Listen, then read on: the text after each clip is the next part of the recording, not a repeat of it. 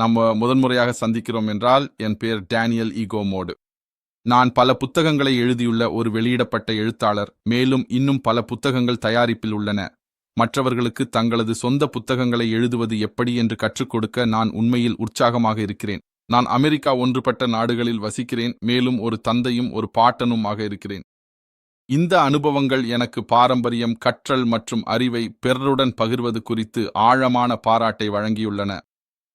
என் கல்வி பின்னணியை பொறுத்தவரை நான் தகவல் தொழில்நுட்பத்தில் முதுகலை பட்டம் பெற்றுள்ளேன். மேலும் அறிவு மூலம் பிறரை கற்றுக் கொடுக்கவும் அவர்களை வலுப்படுத்தவும் எனக்கு ஆழமான ஆர்வம் உள்ளது. உங்களுள் சிலருக்கு ஆங்கிலம் முதல் மொழியாக இல்லையெனில், இந்த பயிற்சியை எளிதாக புரிந்து கொள்ள மொழிபெயர்ப்பு கருவி அல்லது சாதனத்தை பயன்படுத்த தயங்க வேண்டாம். இந்த உள்ளடக்கத்தை உங்கள் சொந்த மொழியில் கற்றுக் கொடுக்க உங்களுக்கு தூண்டுதல் ஏற்பட்டால், அதை செய்ய நான் உங்களை ஊக்குவிக்கிறேன். நீங்கள் பலருக்கு ஆசீர்வாதமாக இருப்பீர்கள், மேலும் கடவுள் உங்கள் முயற்சியை மதிப்பார். நாம் அனைவரும் ஒன்றாக சேர்ந்து பிறரை அர்த்தமுள்ள மற்றும் தாக்கம் ஏற்படுத்தும் வகையில் வலுப்படுத்தி நமது உலகத்தை சிறந்த இடமாக மாற்றலாம். இதுமேலிருந்து உங்களுடன் பகிரப்பட்ட ஒரு இலவச பரிசாகும். இறைவனின் மனிதகுலப் பணியில் பங்கு பெறுவதை மரியாதையுடனும் பணிவுடனும் உணர்கிறேன். இந்த பயிற்சி முடிவில் நீங்கள் ஒரு புத்தகத்தை எழுதியும் வெளியிடவும் எப்படி என்பதை அறிந்திருப்பீர்கள். பல ஆண்டுகளாக உங்கள் புத்தகத்தை வெளியிட காத்திருந்த பலர் இறுதியாக நடவடிக்கை எடுத்து அந்த நீண்ட நாட்களாக எதிர்பார்த்த புத்தகத்தை வெளியிடுவீர்கள் என்று எனக்கு நம்பிக்கை உள்ளது. அடுத்த சில நாட்கள், வாரங்கள் அல்லது மாதங்களில் நீங்கள் தனிப்பட்ட முறையில் இதை செய்ய முடியும். இன்று ஒரு புத்தகத்தை எழுதுவதும் வெளியிடுவதும் முன்ஃபோடோ செலவாகவோ சிக்கலாகவோ இல்லை என்பதை நீங்கள் கண்டறிவீர்கள். உண்மையில் இந்த பயிற்சியில் நான் காட்டும் படிகளை பின்பற்றிய பிறகு நீங்கள் செய்யக்கூடியவை: 1. உங்கள் சொந்த புத்தகத்தை எழுதுங்கள். 2. ஒரு தொழில்முறை புத்தக அட்டையை எளிதாக வடிவமைக்குங்கள். 3. வெளியீட்டிற்காக உங்கள் கைப்பிரதியை சரியாக வடிவமைக்குங்கள். 4. உங்கள் புத்தகத்தை ஆன்லைனில் வெளியிட்டு உலகம் முழுவதும் உள்ள வாசகர்களுக்கு கிடைக்கச் செய்யுங்கள். இதில் சிறந்த பகுதி என்னவென்றால் இதுதான்: இந்த செயல்முறையின் எந்த ஒரு பகுதிக்கும் வேறு யாரையும் நியமிக்காமல் நீங்கள் இதையெல்லாம் உங்களால் தனியாக செய்ய முடியும். ஒரு எழுத்தாளரை நீங்கள் நியமிக்க வேண்டிய அவசியமில்லை. ஒரு கிராஃபிக் வடிவமைப்பாளரை நீங்கள் நியமிக்க வேண்டிய அவசியமில்லை. ஒரு வடிவமைப்பாளரை நீங்கள் நியமிக்க வேண்டிய அவசியமில்லை. மேலும் ஒரு பதிப்பகத்திற்கு ஆயிரக்கணக்கான டாலர்கள் தரத் தேவையில்லை. அதற்கு பதில் ஒரு தொழில்முறை புத்தகத்தை உருவாக்கி வெளியிட புதியவர்களும் செய்யக்கூடிய எளிய நுட்பங்களை நான் உங்களுக்கு காட்டப் போகிறேன். உங்களிடம் உலகுடன் பகிர விரும்பும் ஒரு செய்தி, ஒரு கதை அல்லது வாழ்க்கை அனுபவம், ஒரு சக்தி வாய்ந்த சாட்சியம், உங்கள் பயணத்தின் நினைவு குறிப்பு, பிறருக்கு கற்றுக் கொடுக்கும் ஒரு பாடநூல், ஒரு நாவல் அல்லது படைப்பாற்றல் கொண்ட கதை, அல்லது ஏதேனும் கற்பனை அல்லது யதார்த்தமான யோசனை இருந்தால், இந்த டுடோரியல் உங்கள் யோசனையை உண்மையான வெளியிடப்பட்ட புஸ்தகமாக மாற்றும் வாய்ப்பு. பல ஆய்வுகள் பெரும்பாலானோர் ஒரு நாள் ஒரு புத்தகம் எழுத விரும்புகிறார்கள் என்று காட்டியுள்ளன. ஆனால் மிகவும் குறைந்தபட்சமானவர்கள் மட்டுமே அதை உண்மையில் செய்கிறார்கள்.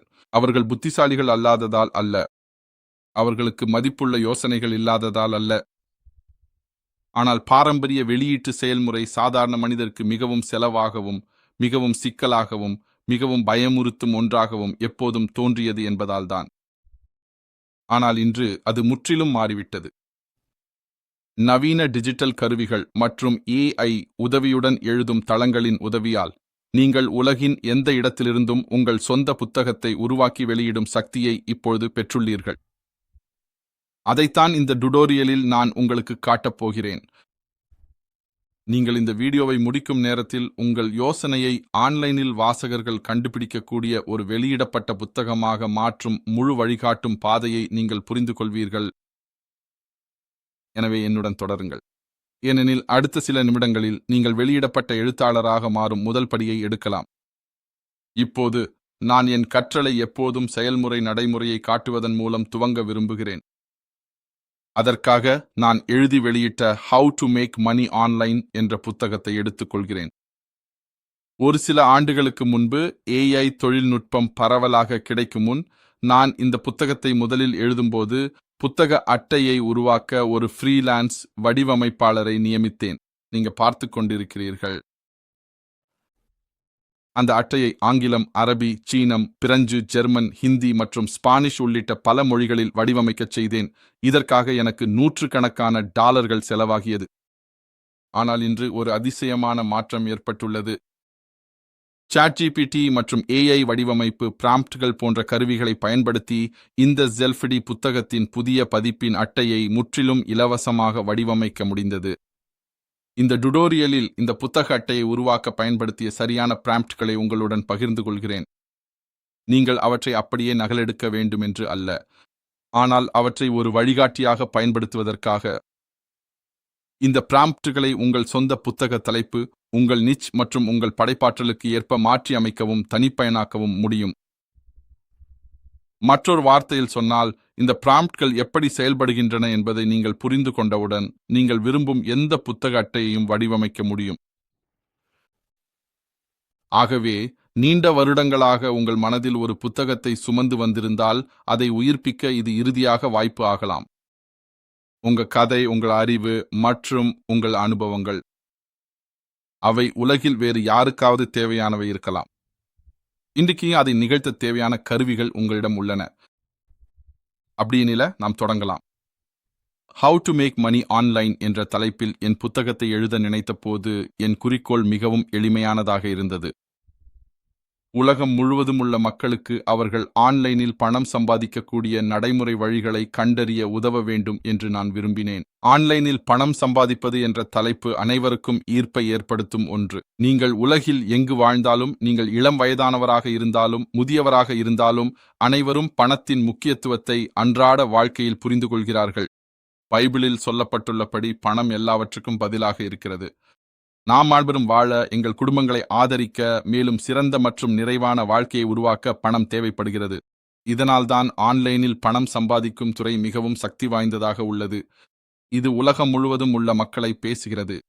மாணவர்கள், தொழில்முனைவோர், ஓய்வு பெற்றவர்கள் மற்றும் தொழிலதிபர்கள் தங்கள் நிதிநிலை மேம்பட வேண்டும் என்று விரும்பும் யாரும் ஆன்லைனில் வருமானம் உருவாக்குவது எப்படி என்று கற்றுக்கொள்வதன் மூலம் பயனடையலாம்.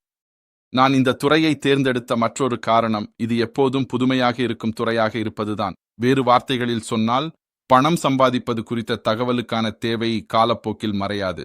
மக்கள் எப்போதும் தங்கள் நிதி வாழ்க்கையை எவ்வாறு மேம்படுத்துவது என்று கற்றுக்கொள்ள விரும்புவார்கள்.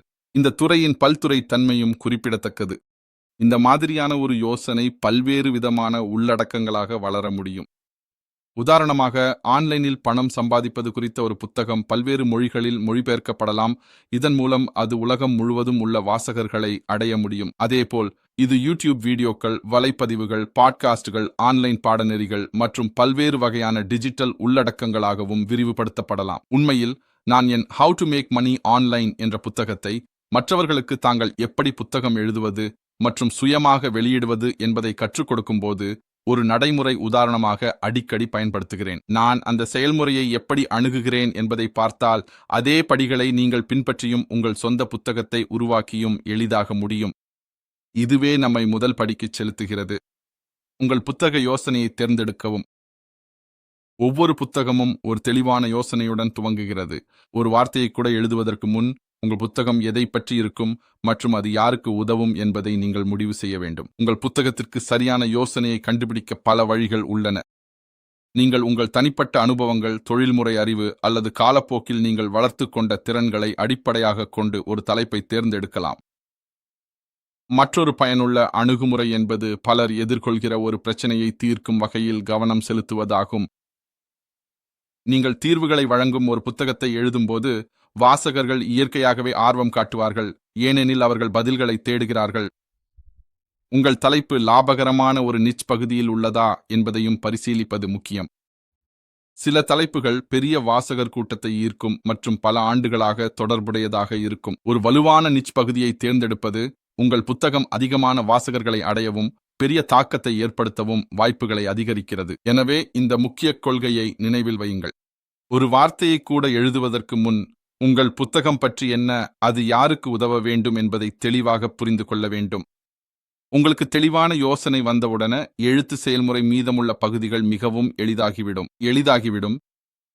ஒரு வெற்றிகரமான புத்தகத்தை எழுதும்போது மிகவும் முக்கியமான ஒன்றை பற்றி இப்போது பேசலாம். அது உங்கள் இலக்கு வாசகர்களை அடையாளம் காண்பது.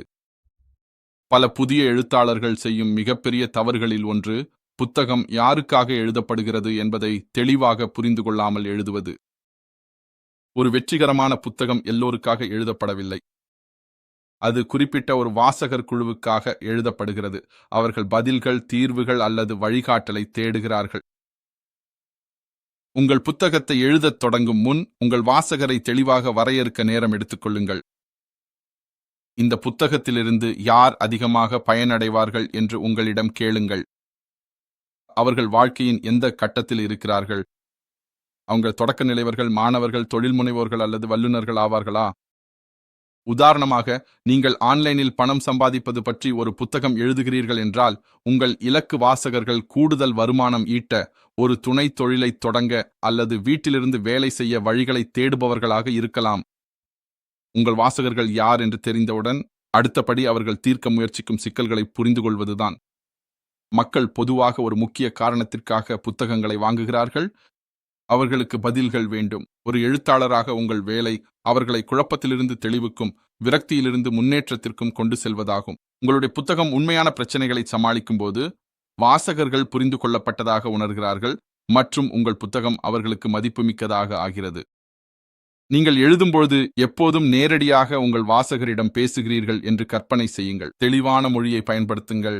எளிமையானதும் பயனுள்ளதும் ஆக இருக்கட்டும். ஒரு எளிய விளக்கம் போதுமான போது சிக்கலான விளக்கங்களை தவிர்க்கவும். ஒரு புத்தகம் குறிப்பாக அவர்களுக்காக எழுதப்பட்டதாக வாசகர்கள் உணரும்போது அவர்கள் எழுத்தாளரை அதிகம் நம்புவார்கள் மற்றும் புத்தகத்திலுள்ள வழிகாட்டுதலை பின்பற்றுவார்கள். உங்கள் பார்வையாளர்களை மேலும் நன்றாக புரிந்து கொள்ள செயற்கை நுண்ணறிவையும் பயன்படுத்தலாம். உதாரணமாக, நீங்கள் இதுபோன்ற ஒரு தூண்டுதலை ப்ராம்ப்ட் பயன்படுத்தலாம். ஆன்லைனில் பணம் சம்பாதிப்பது குறித்து தொடக்க நிலைவர்களுக்கு ஒரு புத்தகத்திற்கான இலக்கு வாசகர்களை விவரிக்கவும். செயற்கை நுண்ணறிவு உங்கள் புத்தகத்தின் தொனி, உள்ளடக்கம் மற்றும் திசையை வழிநடத்த உதவும் பயனுள்ள கருத்துக்களை உருவாக்கும். நாம் நமது பார்வையாளர்களை அறிந்திருப்பது எவ்வளவு முக்கியம் என்பதை புரிந்து கொண்ட பிறகு அடுத்தபடி நமது எண்ணங்களை ஒழுங்குபடுத்துவது ஆகும். இதில் ஒரு வலுவான கட்டமைப்பை உருவாக்குவது மிகவும் உதவியாக இருக்கும். பலர் ஒரு புத்தகம் எழுதுவது கடினம் என்று நம்புகிறார்கள், ஆனால் உண்மையில் தெளிவான ஒரு கட்டமைப்பு இருந்தால் எழுதுவது மிகவும் எளிதாகிவிடும்.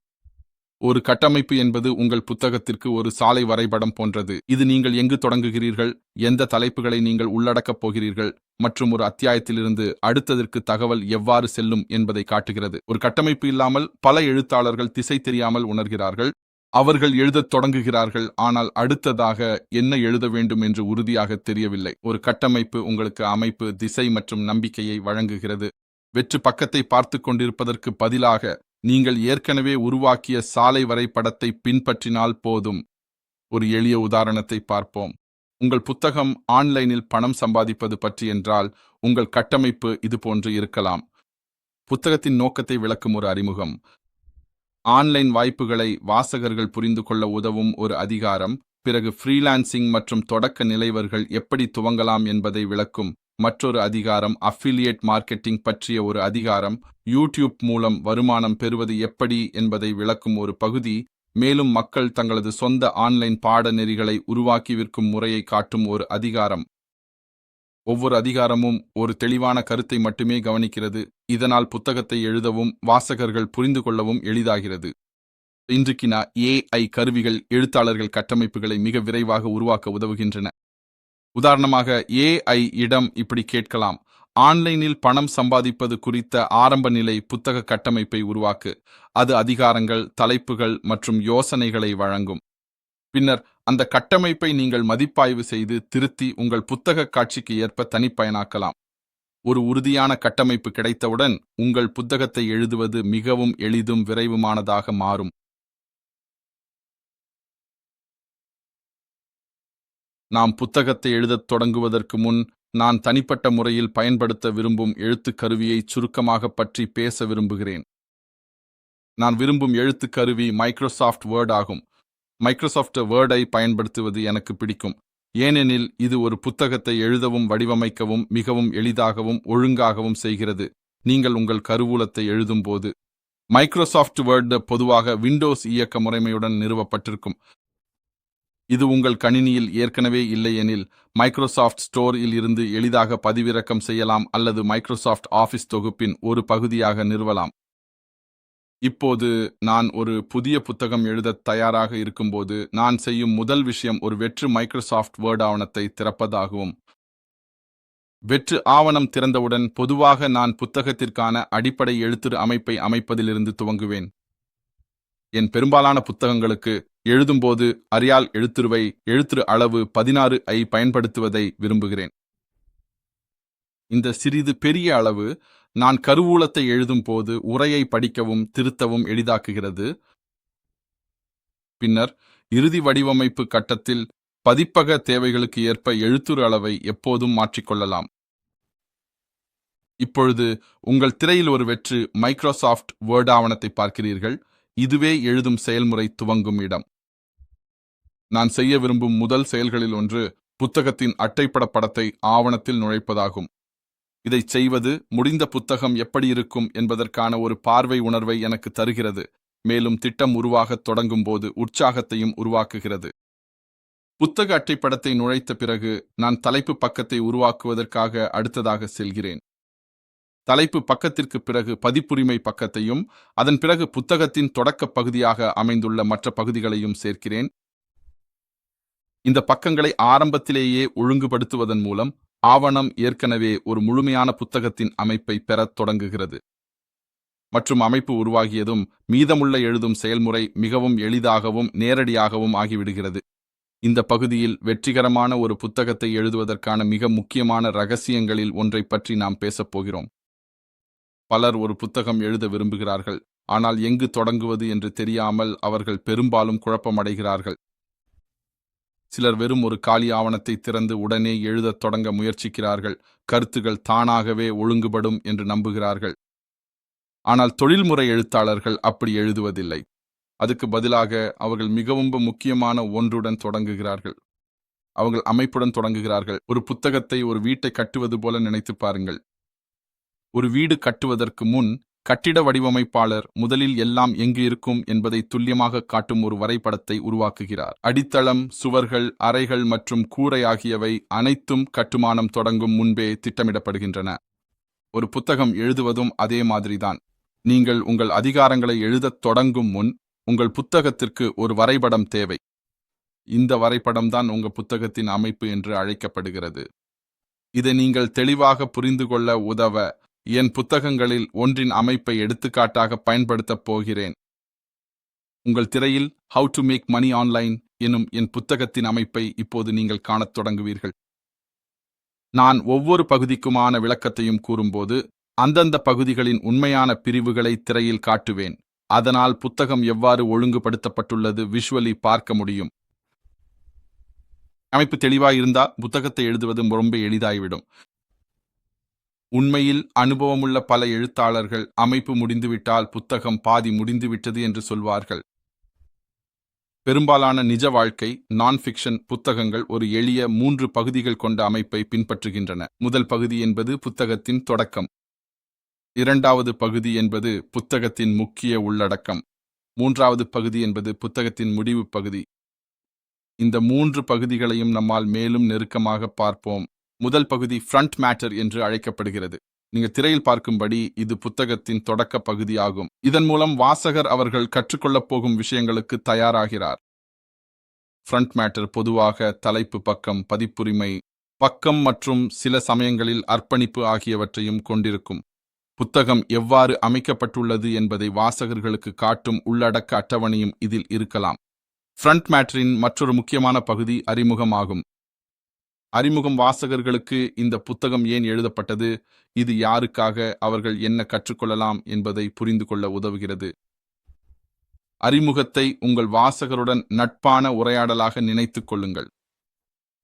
அது அவர்களை வரவேற்று எதிர்கால பயணத்திற்கு தயாராக்குகிறது. இப்போது புத்தகத்தின் மிக முக்கியமான பகுதிக்கு செல்லலாம். இது புத்தகத்தின் உடல் என்று அழைக்கப்படுகிறது. நீங்கள் திரையில் பார்க்கும்படி இதுவே புத்தகத்தின் முக்கியமான அதிகாரங்கள் அமைக்கப்பட்டிருக்கும் பகுதி. புத்தகத்தின் உடல் அதிகாரங்களால் உருவாக்கப்பட்டுள்ளது. மேலும் ஒவ்வொரு அதிகாரமும் ஒரு முக்கியமான கருத்தை மையமாக கொண்டுள்ளது. ஒரே நேரத்தில் எல்லாவற்றையும் கற்றுக் கொடுக்க முயற்சிப்பதற்கு பதிலாக ஒவ்வொரு அதிகாரமும் வாசகரை படிப்படியாக வழிநடத்துகிறது. உதாரணமாக, என் how to make money online என்ற புத்தகத்தில் ஒவ்வொரு அதிகாரமும் ஆன்லைனில் வருமானம் ஈட்டும் ஒரு குறிப்பிட்ட முறையை மையமாக கொண்டுள்ளது. நீங்கள் உங்கள் திரையில் பார்க்கும்படி இந்த அதிகாரங்கள் ஃப்ரீலான்சிங், அஃபிலியேட் மார்க்கெட்டிங், யூடியூப் வருமானம், ஆன்லைன் பாடநெறிகள் மற்றும் பிற டிஜிட்டல் வாய்ப்புகள் போன்ற பல்வேறு வாய்ப்புகளை உள்ளடக்கியுள்ளன. ஒவ்வொரு அதிகாரமும் வாசகர் பெரிய படத்தை புரிந்து கொள்ள உதவும் ஒரு கட்டுமான கல்லாக மாறுகிறது. அதிகாரங்கள் தெளிவாக ஒழுங்குபடுத்தப்பட்டால் வாசகர்கள் உங்கள் கருத்துக்களை எளிதாக பின்பற்ற முடியும் மற்றும் முழு புத்தகத்திலும் ஈடுபாட்டுடன் இருக்க முடியும். இப்போது புத்தகத்தின் இறுதி பகுதியை பார்ப்போம். இந்த பகுதி பின் உள்ளடக்கம், பேக் மேட்டர் என்று அழைக்கப்படுகிறது. நீங்கள் திரையில் காண்பது போல இந்த பகுதி புத்தகத்தை அர்த்தமுள்ள முடிவுக்கு கொண்டு வருகிறது. இது புத்தகத்தின் முக்கியமான பாடங்களை சுருக்கமாக கூறும் ஒரு முடிவை உள்ளடக்கியிருக்கலாம். சில எழுத்தாளர்கள் கூடுதலாக வளங்கள், பரிந்துரைக்கப்பட்ட கருவிகள் அல்லது மேற்கோள்கள் போன்றவற்றையும் சேர்க்கிறார்கள். இது வாசகர்கள் தொடர்ந்து கற்றுக்கொள்ள உதவுகிறது. மற்றொரு பொதுவான பகுதி புத்தகத்தை எழுதிய நபரை பற்றி வாசகர்கள் மேலும் அறியக்கூடிய பக்கமாகும். இப்போது உங்கள் புத்தகத்தை எழுதுவதை கூடுதல் எளிதாக்கும் ஒரு சக்தி வாய்ந்த குறிப்பை வழங்குகிறேன். நீங்கள் உங்கள் அதிகாரங்களை எழுதத் தொடங்கும் முன் முதலில் உங்கள் உள்ளடக்க அட்டவணையை உருவாக்குங்கள். உள்ளடக்க அட்டவணை உங்கள் முழு புத்தகத்திற்கான வழிகாட்டி வரைபடமாக செயல்படுகிறது. உங்கள் திரையிலுள்ள எடுத்துக்காட்டில் காண்பது போல அதிகாரங்கள் தெளிவாக பட்டியலிடப்பட்டவுடன் புத்தகத்தின் அமைப்பு மிகவும் எளிதாக பின்பற்றக்கூடியதாக ஆகிறது. நீங்கள் அதிகாரங்களின் பட்டியலை உருவாக்கும்போது உங்கள் வாசகரை நீங்கள் அழைத்துச் செல்ல விரும்பும் பயணத்திற்கான ஒரு வரைபடத்தை அடிப்படையாக அமைக்கிறீர்கள். அதிகாரங்கள் தெளிவாக வரையறுக்கப்பட்டவுடன் எழுதுவது மிகவும் எளிதாகிவிடுகிறது, ஏனெனில் ஒவ்வொரு பகுதியும் என்ன பற்றி இருக்கும் என்பதை நீங்கள் ஏற்கனவே அறிந்திருக்கிறீர்கள். ஒரு வெற்று பக்கத்தை பார்த்து கொண்டிருப்பதை விட நீங்கள் ஒவ்வொரு அதிகாரத்தையும் தனித்தனியாக எழுதுவதில் கவனம் செலுத்தலாம். இந்த முக்கியமான எண்ணத்தை நினைவில் வையுங்கள். மிகச்சிறந்த புத்தகங்கள் தவறுதலாக எழுதப்படுவதில்லை.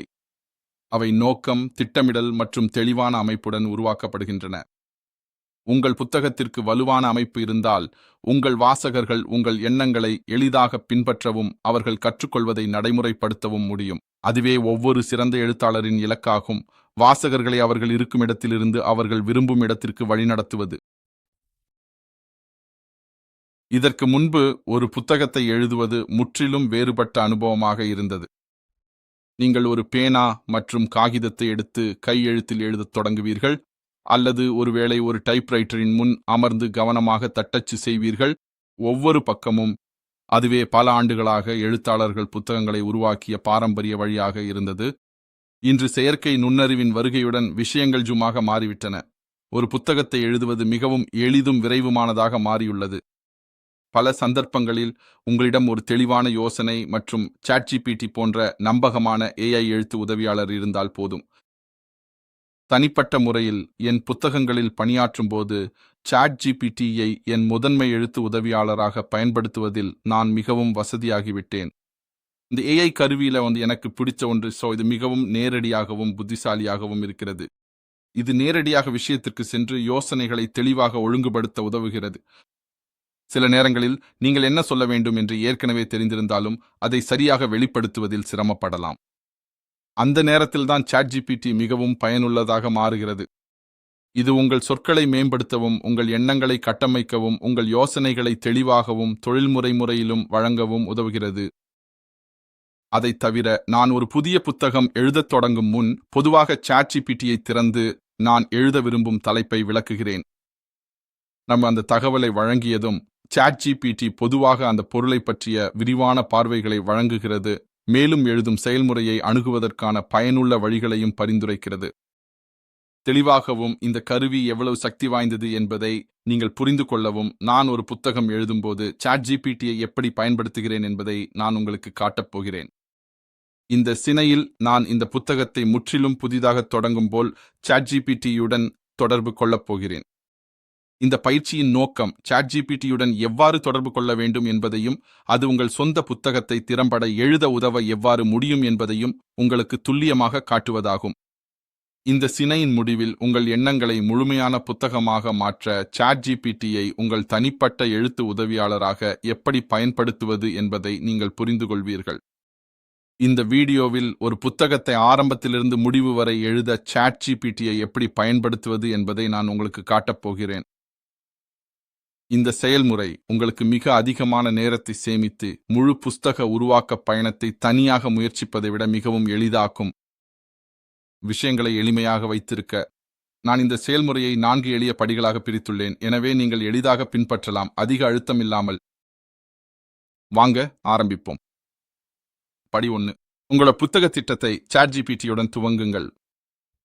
ChatGPT-யை அணுக கூகுளை திறந்து தேடல் பட்டியில் ChatGPT-ன்னு தட்டச்சு செய்யவும். தேட என்டர் அழுத்தவும். தேடல் முடிவுகள் பக்கத்தில் அதிகாரப்பூர்வ ChatGPT இணைப்பை காணும் வரை கீழே ஸ்க்ரோல் செய்யவும். ChatGPT OpenAI your everyday AI agent என்று கூறும் அதிகாரப்பூர்வ இணைப்பை கிளிக் செய்யவும். ChatGPT இடைமுகம் முழுமையாக ஏற்றப்படும் வரை காத்திருக்கவும். பக்கம் திறந்ததும் ஹெலோ என தட்டச்சு செய்து இணைப்பை சோதிக்கவும்.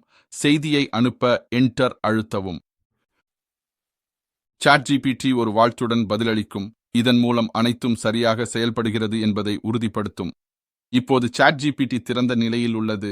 உங்கள் புத்தக எழுத்து திட்டத்தை தொடங்க உதவ தயாராக உள்ளது. அடுத்த படிக்கு செல்லலாம். படி 2. உங்கள் புத்தக யோசனையை முன்வையுங்கள். இப்போது நீங்கள் எழுத விரும்பும் புத்தகத்தை ChatGPT-க்கு சொல்ல வேண்டிய நேரம் வந்துள்ளது. ப்ராம்ப்ட் பாக்ஸில் நீங்கள் தேர்ந்தெடுத்த தலைப்பை பயன்படுத்தி புத்தகம் எழுத உதவ ChatGPT-யை கேட்டுக்கொள்ளும் ஒரு கோரிக்கையை தட்டச்சு செய்யவும். அதேபோல் அந்த நிச் பயனுள்ளதா மற்றும் லாபகரமானதா என்றும் கேட்கலாம். உங்கள் ப்ராம்ப்டை அனுப்ப என்டர் அழுத்தவும். ChatGPT உங்கள் புத்தகத் தலைப்பை பகுப்பாய்வு செய்து சந்தை தேவை, லாப வாய்ப்பு மற்றும் சாத்தியமான அத்தியாய யோசனைகள் உள்ளிட்ட நிச் பற்றிய விரிவான தகவல்களை வழங்குவதை கவனிக்கவும். இது உங்கள் புத்தகத்திற்கு ஒரு உறுதியான அடித்தளத்தை வழங்குகிறது.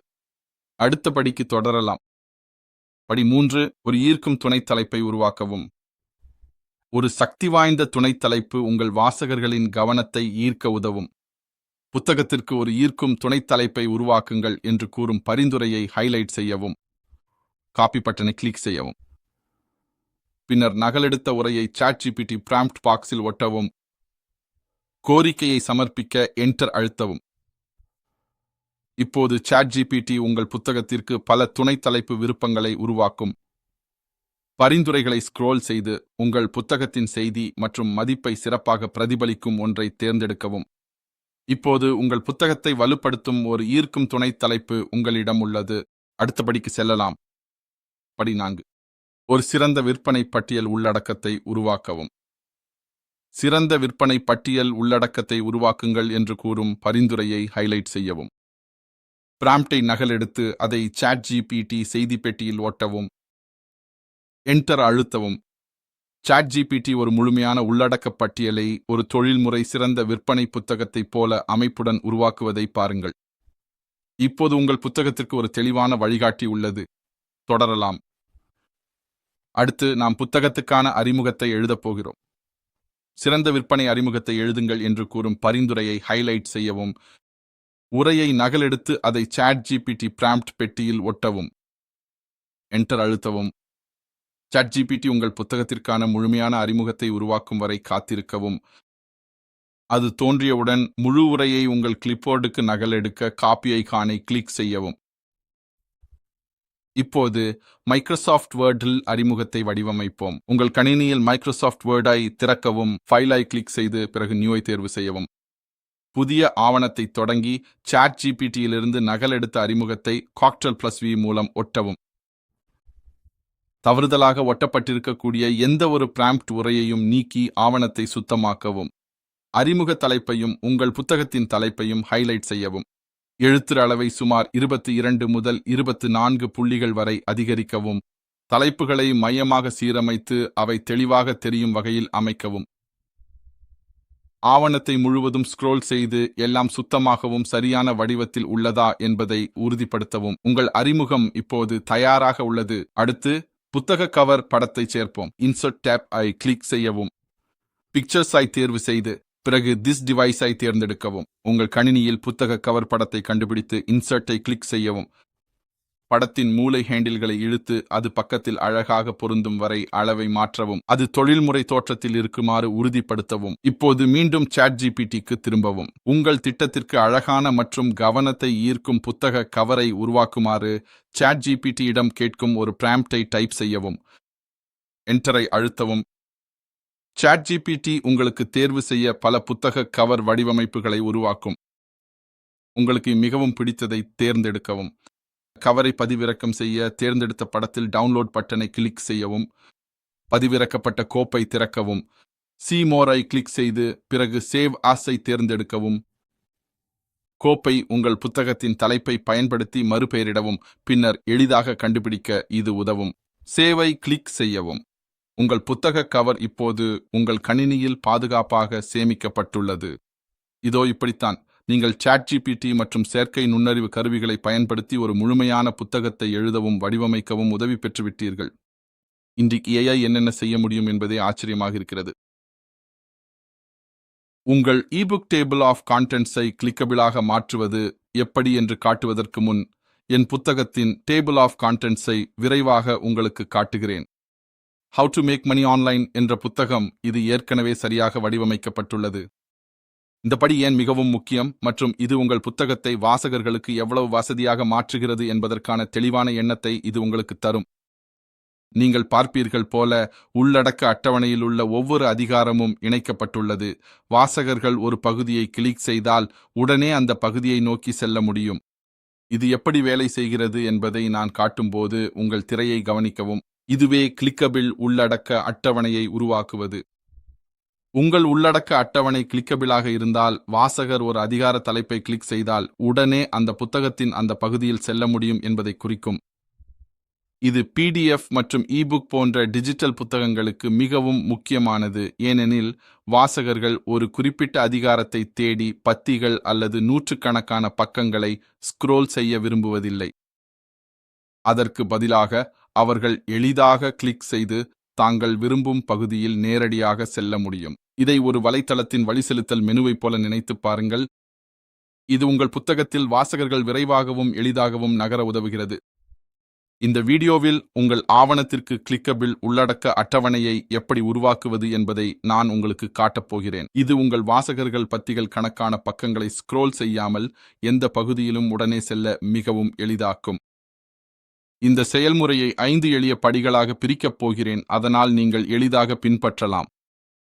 முதலாவது படி, அதாவது அர்ப்பணிப்பு பகுதியை புத்தக குறி வைத்து இணைப்பது என்பதுடன் தொடங்கலாம். முதலில் அர்ப்பணிப்பு பக்கம் வரும் வரை கீழே ஸ்க்ரோல் செய்யவும். பின் டெடிகேஷன் தலைப்பை ஹைலைட் செய்யவும். இப்போது மேலேயுள்ள ரிப்பனில் இன்சர்ட் கிளிக் செய்யவும். லிங்க்ஸ் பிரிவில் கீழ்தோன்றும் அம்பை கிளிக் செய்து புக்மார்க் என்பதை தேர்ந்தெடுக்கவும். ஒரு புத்தக குறி உரையாடல் பெட்டி தோன்றும். புக்மார்க் நேம் புலத்தில் உங்கள் புத்தக குறிக்கு விளக்கமான பெயரை உள்ளிடவும். பிறகு ஆட் என்பதை கிளிக் செய்து புத்தக குறியை உருவாக்கவும். இப்போது மீண்டும் மேலே சென்று உள்ளடக்க அட்டவணையை நோக்கவும். உங்கள் உள்ளடக்க அட்டவணையில் டெடிகேஷன் என்ற சொல்லை ஹைலைட் செய்யவும். மீண்டும் இன்சர்ட் தாவலுக்கு சென்று லிங்க்ஸ் கீழ்தோன்றும் பட்டியலை திறந்து இந்த முறையில் லிங்க் என்பதை தேர்ந்தெடுக்கவும். இன்சர்ட் ஹைப்பர் லிங்க் உரையாடல் பெட்டியில் நீங்கள் இப்போது உருவாக்கிய புத்தக குறியை தேர்ந்தெடுக்கவும். ஹைப்பர் லிங்கை உருவாக்க ஓகே என்பதை கிளிக் செய்யவும். இணைப்பை சோதிக்க உங்கள் விசைப்பலகையில் கண்ட்ரோல் விசையை அழுத்தி வைத்து டெடிகேஷன் பதிவை கிளிக் செய்யவும். அது உடனடியாக அந்த பகுதியை நோக்கி தாவ வேண்டும். இப்பொழுது நாம் வெற்றிகரமாக டெடிகேஷன் பகுதியை புத்தக குறியாக அமைத்து இணைத்துவிட்டோம். அடுத்த படிக்கு செல்லலாம். படி 2 என்பது இன்ட்ரோடக்ஷன் பகுதியை புத்தக குறியாக அமைத்து இணைப்பது ஆகும். இன்ட்ரோடக்ஷன் தலைப்பை காணும் வரை கீழே ஸ்க்ரோல் செய்யவும். அந்த தலைப்பை ஹைலைட் செய்யவும். இன்சர்ட் தாவலை கிளிக் செய்து லிங்க்ஸ் கீழ்தோன்றும் பட்டியலை திறந்து புக்மார்க் என்பதை தேர்ந்தெடுக்கவும். புக்மார்க் நேம் புலத்தில் இந்த பகுதிக்கான தெளிவான பெயரை உள்ளிடவும். புத்தக குறியை சேமிக்க ஆட் என்பதை கிளிக் செய்யவும். இப்போது மீண்டும் உள்ளடக்க அட்டவணைக்கு ஸ்க்ரோல் செய்யவும். இன்ட்ரோடக்ஷன் என்ற வார்த்தையை ஹைலைட் செய்யவும். மீண்டும் லிங்க்ஸ் பட்டியலை திறந்து லிங்க் ஐ தேர்ந்தெடுத்து இன்சர்ட் லிங்க் ஐ தேர்வு செய்யவும். தோன்றும் உரையாடல் பெட்டியில் பட்டியலில் இருந்து இன்ட்ரோடக்ஷன் புத்தக குறியை தேர்ந்தெடுக்கவும். ஹைப்பர் லிங்க் உருவாக்க ஓகே ஐ கிளிக் செய்யவும். இப்போது கண்ட்ரோல் விசையை அழுத்தி வைத்து இன்ட்ரோடக்ஷன் உள்ளீட்டை கிளிக் செய்து இணைப்பை சோதிக்கவும். அது நேரடியாக இன்ட்ரோடக்ஷன் பகுதியில் தாவ வேண்டும். அருமை, இப்போது நாம் வெற்றிகரமாக இன்ட்ரோடக்ஷன் ஐ இணைத்துவிட்டோம். தொடர்வோம். படிகை 3 என்பது சாப்டர் 1 ஐ புத்தக குறியாக அமைத்து இணைப்பது ஆகும். சாப்டர் 1 ஐ காணும் வரை கீழே ஸ்க்ரோல் செய்யவும். சாப்டர் 1 தலைப்பை ஹைலைட் செய்யவும். இன்சர்ட் தாவலை கிளிக் செய்து லிங்க்ஸ் டிராப் டவுன் பட்டியலை திறந்து புக்மார்க் ஐ தேர்வு செய்யவும். புக்மார்க் நேம் புலத்தில் இடைவெளி இல்லாமல் சாப்டர் 1 போன்ற எளிய பெயரை உள்ளிடவும். புத்தக குறியை உருவாக்க ஆட் ஐ கிளிக் செய்யவும். இப்பொழுது உங்கள் உள்ளடக்க அட்டவணைக்கு மீண்டும் ஸ்க்ரோல் செய்யவும். சாப்டர் 1 ஐ ஹைலைட் செய்யவும். லிங்க்ஸ் மெனுவை திறந்து லிங்கை கிளிக் செய்து இன்சர்ட் லிங்கை தேர்வு செய்யவும். இன்சர்ட் ஹைப்பர்லிங்க் உரையாடல் பெட்டியில் சாப்டர் 1 புத்தக குறியை தேர்வு செய்யவும். ஓகே கிளிக் செய்யவும். கண்ட்ரோலை அழுத்தி சாப்டர் 1 ஐ கிளிக் செய்து சோதிக்கவும். இது உங்களை சாப்டர் 1க்கு கொண்டு செல்லும். சாப்டர் 1 இப்போது இணைக்கப்பட்டுவிட்டது. அடுத்த படிக்கு செல்லலாம். படிகை 4 என்பது சாப்டர் 2 ஐ புத்தக குறியாக அமைத்து இணைப்பது ஆகும். சாப்டர் 2 தலைப்பிற்கு கீழே ஸ்க்ரோல் செய்யவும். அந்த தலைப்பை ஹைலைட் செய்யவும். இன்சர்ட் தாவலை திறந்து லிங்க்ஸ் மெனுவை திறந்து புக்மார்க்கை தேர்வு செய்யவும். புக்மார்க் நேம் புலத்தில் சாப்டர் 2 போன்ற எளிய அடையாளத்தை உள்ளிடவும். ஆடை கிளிக் செய்யவும். இப்போது பொருளடக்கத்திற்கு மேலே சென்று சாப்டர் 2 ஐ ஹைலைட் செய்யவும். லிங்க் மெனுவில் இன்சர்ட் லிங்கை தேர்ந்தெடுத்து அதில் சாப்டர் 2 புக்மார்க்கை தேர்வு செய்யவும். ஓகே கிளிக் செய்யவும். ஆற்றல் விசையை அழுத்தி வைத்து சாப்டர் 2 பதிவை கிளிக் செய்து லிங்கை சோதிக்கவும். இது உங்களை நேரடியாக சாப்டர் 2க்கு கொண்டு செல்ல வேண்டும். சிறப்பாக உள்ளது. இப்பொழுது நாம் சாப்டர் 2 ஐ வெற்றிகரமாக இணைத்துள்ளோம். இப்போது இறுதிப்படியாக எல்லாம் சரியாக வேலை செய்கிறதா என்பதை உறுதிப்படுத்தவும். உங்கள் ஆவணத்தில் ஸ்க்ரோல் செய்து அனைத்து பிரிவுகளும் சரியாக இணைக்கப்பட்டுள்ளனவா என்பதை சரிபார்க்கவும். நீங்கள் பார்க்கும்போது உள்ளடக்க அட்டவணையில் எந்த உருப்படியை கிளிக் செய்தாலும் உடனடியாக அந்த ஆவண பகுதிக்கு செல்லும். இது உங்கள் வாசகர்களுக்கு ஒரு மென்மையான மற்றும் தொழில்முறை வழி செலுத்தல் அனுபவத்தை உருவாக்குகிறது. இதுவே ஆகும். உங்க கிளிக் செய்யக்கூடிய உள்ளடக்க அட்டவணை இப்போது பயன்படுத்த தயாராக உள்ளது. யார் ஒரு புத்தகம் எழுத வேண்டும்? பலர் புத்தகம் எழுதுவது என்பது தொழில்முறை எழுத்தாளர்கள், அறிஞர்கள் அல்லது பிரபலமான எழுத்தாளர்களுக்கே என்று நம்புகிறார்கள். ஆனால் உண்மை அதைவிட மிகவும் வேறுபட்டது. இன்றைய உலகில் பிறருக்கு உதவக்கூடிய அறிவு, அனுபவம், ஞானம் அல்லது ஒரு கதையை கொண்டிருப்பவர்கள் யாரும் புத்தகம் எழுத வேண்டும் என்று கருதலாம்.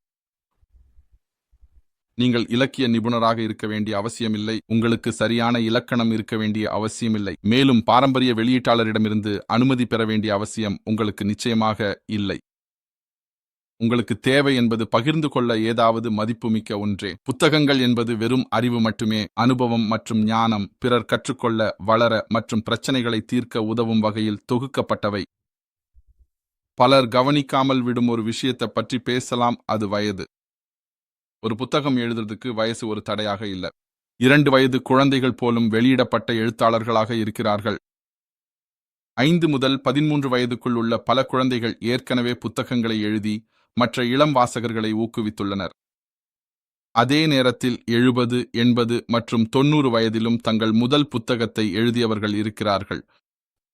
உண்மை மிகவும் எளிமையானது. யாரும் மிக இளம் அல்ல, யாரும் மிக வயதானவர்களும் அல்ல. நீங்கள் பகிர்ந்து கொள்ள அர்த்தமுள்ள ஏதாவது இருந்தால் உங்கள் குரல் முக்கியமானது. உங்கள் வாழ்க்கை அனுபவம் மற்றவர்கள் முடியாத வகையில் மக்களை சென்றடைய முடியும். உதாரணமாக, ஒரு நடிகர் பொழுதுபோக்குத் துறையின் உண்மைகளைப் பற்றி ஒரு புத்தகம் எழுதலாம். ஒரு விளையாட்டு வீரர் ஒழுங்கு, பொறுமை மற்றும் வெற்றிக்கு தேவையான மனநிலையை பற்றி எழுதலாம்.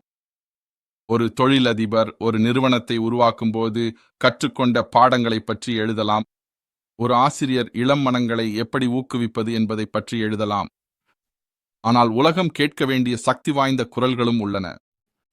ஒருவேளை போதைப் பொருள் அடிமையிலிருந்து விடுபட்டு சுதந்திரம் பெற்ற ஒருவர் மற்றவர்களுக்கு மீட்பு கிடைக்க உதவும் ஒரு புஸ்தகம் எழுதலாம். முன்னாள் கும்பல் உறுப்பினர் ஒருவர் வாழ்க்கையில் வேறு ஒரு பாதையை தேர்ந்தெடுத்ததை பற்றி எழுதலாம். வணிக வெறி அல்லது குற்றச்செயலில் இருந்து தப்பிய ஒருவர் அந்த சூழல்களில் இருந்து விடுபட மற்றவர்களுக்கு உதவும் பாடங்களை பகிரலாம். ஒரு முன்னாள் கைதி தன் வாழ்க்கையை மறுபடியும் கட்டியெடுத்ததை பற்றி எழுதினால் தங்கள் எதிர்காலம் இழந்துவிட்டது என்று நம்பும் மக்களுக்கு ஊக்கமளிக்க முடியும். இதற்கு காரணம் மிகவும் எளிமையானது. அந்த அனுபவங்களை எதிர்கொண்டவர்கள், இன்னும் அந்த நிலைகளில் போராடும் மக்களை அடைய மிகுந்த திறன் கொண்டவர்கள். அவர்களின் செய்தி நம்பகத்தன்மையை கொண்டுள்ளது. அவர்களின் கதை உண்மைத்தன்மையை கொண்டுள்ளது. அந்த பாதையில் ஒருபோதும் நடந்து பார்க்காத ஒருவர் கற்றுக் கொடுக்க முயற்சிக்கலாம் அல்லது போதிக்கலாம், ஆனால் அந்த செய்தி அதே மாதிரியாக தொடர்பு கொள்ளாது. ஆனால் அந்த அனுபவத்தை வாழ்ந்த ஒருவரிடமிருந்து செய்தி வந்தால் அது ஆழமாக மனதில் பதியும். அது உண்மையாக மாறுகிறது.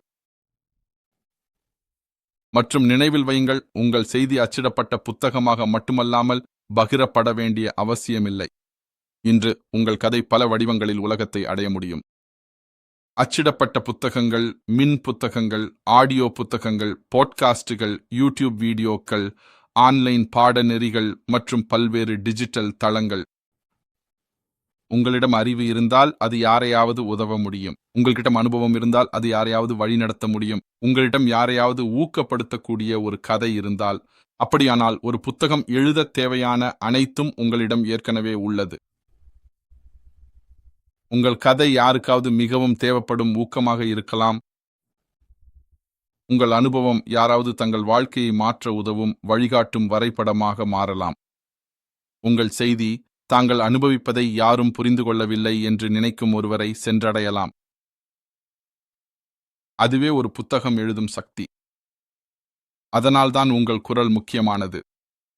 இந்த கட்டத்தில் பலர் கேட்கிற ஒரு கேள்வி இதுதான். டேனியல், இந்த திறத்தோட நான் உண்மையில பணம் சம்பாதிக்க முடியுமா? பதில் ஆம், நிச்சயமாக முடியும். ஒரு புத்தகம் எழுதுவது வெறும் படைப்பாற்றல் செயலாக மட்டுமில்லை. இது ஒரு சக்தி வாய்ந்த வருமானம் உருவாக்கும் திறனாகவும் மாறலாம்.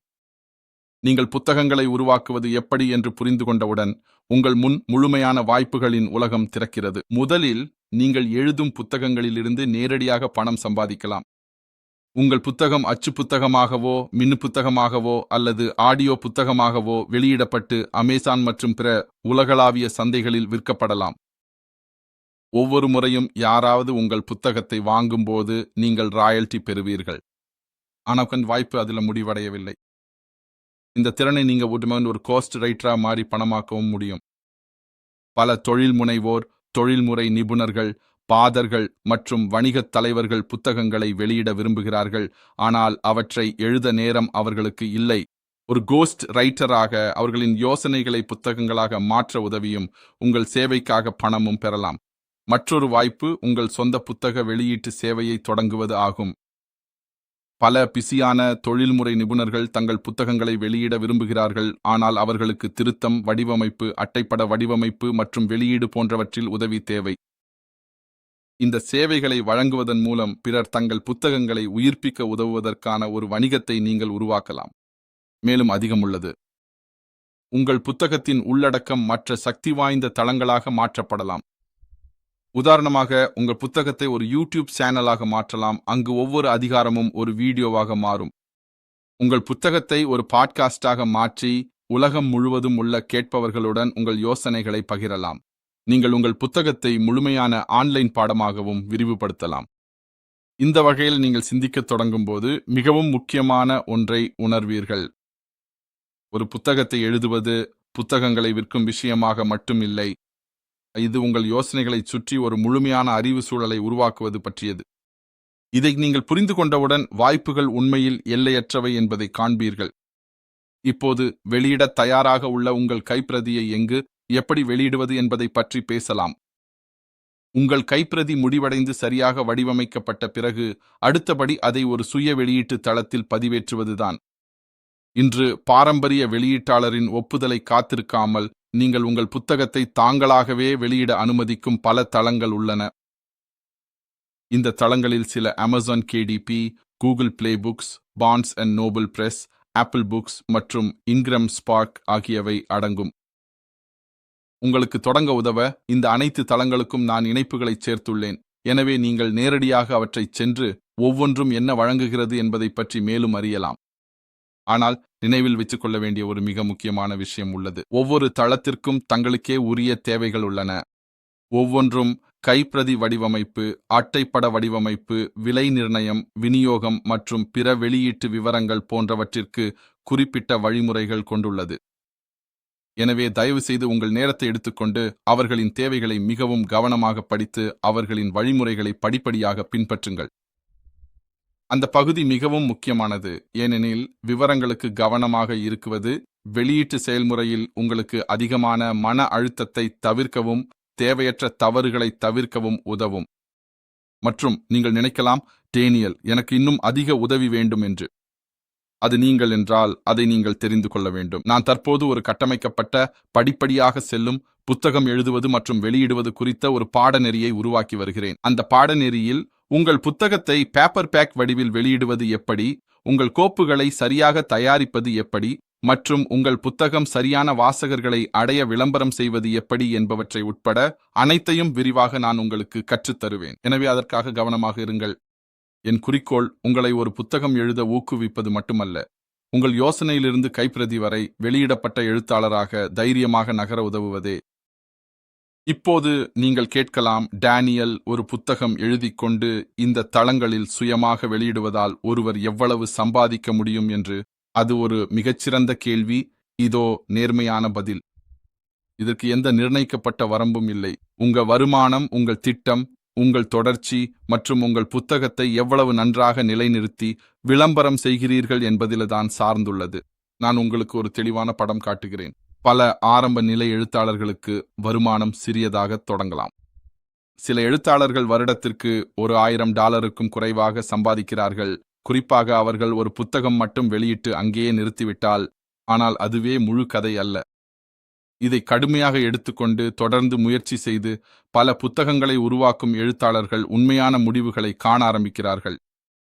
சிலர் மாதத்திற்கு $100,000 சம்பாதிக்கிறார்கள். மற்றவர்கள் மாதத்திற்கு 1000, 2000, கூடவே $5000 வரை வளர்கிறார்கள். அந்த நிலைக்கு வந்ததும் எழுதுவது வெறும் பொழுதுபோக்காக இருக்காது. இது ஒரு நம்பகமான வருமான ஊடகமாக மாறுகிறது. அதற்கு பிறகு மிக அதிகம் சம்பாதிப்பவர்கள் இருக்கிறார்கள். சிஸ்டம்களை உருவாக்கி பல புத்தகங்களை எழுதி மார்க்கெட்டிங்கில் தேர்ச்சி பெற்ற எழுத்தாளர்கள். இந்த நபர்கள் வருடத்திற்கு $6 லட்சம் வருமானம் பெறுகிறார்கள். சில சமயங்களில் சுய வெளியீட்டில் கூட கோடிக்கணக்கான டாலர்களும் சம்பாதிக்கிறார்கள். இங்கே நீங்கள் புரிந்து கொள்ள வேண்டிய ஒரு சக்தி வாய்ந்த விஷயம் உள்ளது. பல சுய வெளியீட்டு தளங்கள் ஒரு புத்தக விற்பனைக்கு 70% வரை ராயல்டி வழங்குகின்றன. அதாவது நீங்கள் சம்பாதிப்பதில் பெரும்பகுதியை வைத்துக் கொள்ள முடியும். ஆனால் பெரும்பாலானவர்கள் அறியாத உண்மை இதுதான். ஒரு புத்தகம் மட்டும் உங்களை பணக்காரராக ரேர்லி ஆக்கும். ஆனால் பல புத்தகங்கள் மற்றும் சரியான திட்டத்துடன் சேரும்போது அது உங்கள் வாழ்க்கையை முற்றிலும் மாற்றும். வெற்றிகரமான எழுத்தாளர்கள் ஒரே புத்தகத்தில் நிற்கவில்லை. அவர்கள் தொடர்ந்து எழுதுகிறார்கள். அவர்கள் குறிப்பிட்ட வாசகர்களை இலக்காக கொள்கிறார்கள். அவர்கள் யூடியூப், சமூக ஊடகம் மற்றும் மின்னஞ்சல் பட்டியல்கள் போன்ற தளங்களை உருவாக்குகிறார்கள். அவர்கள் எழுதுவதை பொழுதுபோக்காக அல்ல, ஒரு வணிகமாகவே பார்க்கிறார்கள். நான் இதை உங்களுக்கு எளிமைப்படுத்திக் கொள்கிறேன். ஒரு புத்தகம் உங்களுக்கு அனுபவத்தை தரும். சில புத்தகங்கள் வருமானத்தை உருவாக்கும். பல புத்தகங்கள் மற்றும் திட்டத்தோடு சேரும்போது செல்வத்தை உருவாக்க முடியும். இதைவிட சக்தி வாய்ந்த ஒன்று இருக்கிறது. உங்கள் புத்தகம் வெறும் புத்தக விற்பனைக்காக மட்டும் அல்ல. ஒரு புத்தகம் ஆன்லைன் பாடநெறிகள், யூடியூப் உள்ளடக்கம், பேச்சு வாய்ப்புகள், ஆலோசனை, பயிற்சி மற்றும் பல வருமான வழிகளுக்கு வழிவகுக்கும். நான் எவ்வளவு சம்பாதிக்க முடியும் என்று நீங்கள் கேட்கும்போது உண்மையான பதில் இதுதான். உங்கள் புத்தகம் முடிவில்லாத வாய்ப்புகளுக்கான ஒரு வாயிலாக மாறலாம். உங்களுடைய முதல் புத்தகம் அதிகம் சம்பாதிக்கவில்லை என்றால் மனமுடைய வேண்டாம். இன்று நீங்கள் பார்க்கும் ஒவ்வொரு வெற்றிகரமான எழுத்தாளரும் பூஜ்யமான விற்பனை, பூஜ்யமான பார்வையாளர்கள் மற்றும் ஒரு எண்ணத்துடன் தான் துவங்கினர். வித்தியாசம் என்னன்னா, அவர்கள் தொடர்ந்து முயற்சி பண்ணாங்க. நீங்கள் வெறும் பணம் சம்பாதிக்க புத்தகம் எழுதவில்லை. நீங்கள் ஒரு சொத்தினை உருவாக்குகிறீர்கள். அது மீண்டும் மீண்டும் உங்களுக்கு வருமானம் தரும். இப்பொழுது இதை பார்க்கும் பலர்த்தை நான் ஒரு புத்தகம் எழுத முடியாது என்று நினைக்கலாம். ஆனால் நீங்கள் ஆச்சரியப்படலாம். உங்களுக்கு தெரியாமலே நீங்கள் ஒரு புத்தகம் மட்டுமல்ல, பல புத்தகங்களை எழுத முடியும். நான் என் புத்தகமான த புரோட்டோகால் ஆஃப் ஹிஸ் பிரசன்ஸ் எழுதும் ஊக்கத்தை முதலில் பெற்றபோது ஆரம்பம் எளிதாக இருக்கவில்லை. அது குழப்பமாக இருந்தது. அது குழப்பமானதாகவும் இருந்தது. ஒரு கட்டத்தில் நான் கைவிடணும் என்று கூட நினைத்தேன். ஆனால் ஏதோ ஒன்று மாறியது. நான் கீழ்ப்படிய வேண்டும் என்று முடிவு செய்து எழுதத் தொடங்கிய அந்த கணம் எனக்கு தெரியாத இடங்களிலிருந்து உதவி வரத் தொடங்கியது. யோசனைகள் ஃப்ரீலி வந்தன, திசை தெரிந்தது, வலிமை வந்தது மற்றும் புத்தகம் இறுதியாக முடிந்தபோது அதன் ஆடியோ பதிப்பை கேட்டபோது என் கண்களில் கண்ணீர் வந்தது. நான் என்னைத்தானே கேட்டேன், டேனியல், இது உண்மையில் நீயா? என் உள்ளார்ந்த ஆழத்தில் பதில் என்னென்று எனக்கு தெரிந்தது. இல்லை, அது கடவுள். அவர் என்னை தாண்டி ஏதோ ஒன்றைச் செய்தார். என் குரலில் கூட, என் வெளிப்பாட்டிலும், முழு முடிவிலும் அதில் ஒரு வலிமையான உண்மையை நான் உணர்ந்தேன். கடவுள் ஒரு காட்சி கொடுத்தால் அதை நிறைவேற்றும் கிருபையையும் அவர் தருகிறார். எனவே இந்த காணொளியை பார்க்கும் பலருக்கும், குறிப்பாக வானத்திலிருந்து ஒரு யோசனை, ஒரு சுமை அல்லது ஒரு ஊக்கம் பெற்றவர்களுக்கு தயங்க வேண்டாம். வெறுமனே தொடங்குங்கள். உங்களுக்கு எல்லாவற்றையும் முன்கூட்டியே தெரிந்திருக்க வேண்டிய அவசியமில்லை. நீங்கள் சிறப்பாக இருக்க வேண்டிய அவசியமில்லை. நீங்கள் தொடங்கும்போது வானம் உங்களை வழிநடத்தும், உங்கள் புத்தகத்தை முடிக்க தேவையான அனைத்தையும் வழங்கும். அது முடிந்த பிறகு நீங்களும் பின்னோக்கி பார்த்து, இது கர்த்தரின் செயல், என் கண்களில் இது அதிசயமாக இருக்கிறது என்று சொல்வீர்கள். உங்கள் வாழ்க்கையிலிருந்து வெளிவரும் புத்தகங்களை பார்க்கவும் படிக்கவும் நான் உண்மையில் ஆவலாக இருக்கிறேன். இது ஒரு பயிற்சி விடயத்தை விட அதிகம். இது ஒரு இயக்கம், உலகம் முழுவதும் கோடிக்கணக்கான மக்களை அதிகாரப்படுத்தும் ஒரு இயக்கம். அவர்கள் எழுதவும் வெளியிடவும், தங்கள் அறிவையும் கதைகளையும் குரலையும் பகிரவும். நாம் இணைந்து செயல்படலாம். நம்ம ஒன்னா வேலை செய்யலாம். நாடுகள் மற்றும் மொழிகள் கடந்தும் எழுத்தாளர்களின் ஒரு தலைமுறையை உருவாக்குவோம். இந்த பயிற்சியை உருவாக்குவது எனக்கு மிகுந்த மகிழ்ச்சியாக இருந்தது. இதை உங்களோட பகிர்வதற்கு முன் நான் சிறப்பை எதிர்பார்த்து காத்திருக்கல. எங்கேயாவது சில மீள்பாடல்கள் அல்லது சிறிய குறைபாடுகள் இருந்தால் தயவு செய்து பொறுமையாக இருங்கள். இது படிப்படியாக உருவாக்கப்பட்டது. ஒவ்வொரு பகுதியாகவும் உங்களுக்கு உண்மையில் உதவ வேண்டும் என்ற ஒரே நோக்கத்துடன். எப்போதும் போல இந்த அறிவால் பயனடைவார்கள் என்று நீங்கள் நம்பும் யாரிடமும் இதை விரிவாக பகிர்வதில் தயங்க வேண்டாம். இந்த வீடியோவை லைக் செய்யவும், சப்ஸ்கிரைப் செய்யவும், அடுத்ததாக வரும் விடயங்களை தவறவிடாமல் அறிவிப்பு பெல்லை கிளிக் செய்யவும் மறக்காதீர்கள். இவ்வளவு நேரம் என்னுடன் இருந்ததற்கு நன்றி. இந்த அறிவு யாராவது ஒரு வெளியிடப்பட்ட எழுத்தாளராக ஆக உதவும் என்று நான் மனமார்ந்த பிரார்த்தனை செய்கிறேன். தொடர்ந்து கற்றுக்கொண்டிருங்கள். தொடர்ந்து முன்னேறுங்கள். உங்கள் அறுவடை பருவம் வரப்போகிறது. உங்கள் உழைப்பு வீணாகாது. உங்கள் முயற்சிகள் உங்கள் எதிர்பார்ப்புகளை விட அதிகமான பலன்களை தரட்டும். நீங்கள் ஆசீர்வதிக்கப்பட்டவராக இருங்கள். உங்கள் நண்பன் டேனியல்.